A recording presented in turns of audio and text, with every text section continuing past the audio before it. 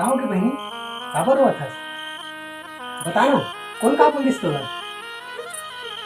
एक माँ बाप के बाद भाई नहीं सहारा रहते भाई। और कल राखी भी है। अच्छा, तो तेरा आके में रोवत हस? अरे बता ना, तो का चाहिए? मैं तो हूँ। ते बोला वचन दे भाई कि आज के बाद दारू नहीं पिए या कोई भी नशा नहीं करे। ते बोला वचन दे भाई। एला ने अपन राखी की गिफ्ट समझो भाई। बस ते बोला वचन दे।